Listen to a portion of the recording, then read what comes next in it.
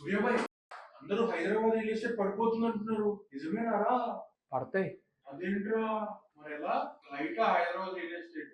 Hyderabad real estate ఎప్పటికీ light అని అనుకోకు. 2007-8 అప్పుడు కూడా ఒక రియల్ ఎస్టేట్ బూమ్ వచ్చి ఆగాక అందరూ లైట్ అనుకున్నారు. కానీ లాస్ట్ 5 years చూసావుగా మళ్ళీ ఎలా బూమ్ వచ్చిందో. ఇప్పుడు కూడా అటు పక్క అమరావతి రియల్ ఎస్టేట్, ఇంకో పక్క ఏమో మన హైదరాబాద్ లో పీక్ రేట్స్, వీటి వల్ల రియల్ ఎస్టేట్ కొంచెం డైవర్ట్ అయినా ఖచ్చితంగా మళ్ళీ హైదరాబాద్ రియల్ ఎస్టేట్ ఊపు అందుకుంటుంది. అంటే ఇంకొకరు హైదరాబాద్ లో ఇన్వెస్ట్ చేయొద్దా?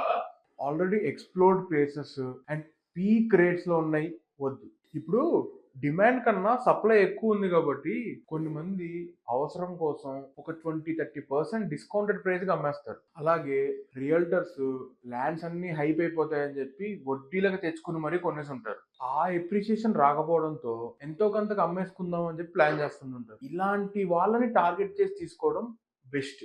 అంతేగాని ఒక పీక్ రేట్ లో ఇప్పుడు తీసుకుని ఇంకో 1-2 years లో అమ్మేద్దాం అనుకుంటే మాత్రం ఖచ్చితంగా నష్టపోతాం.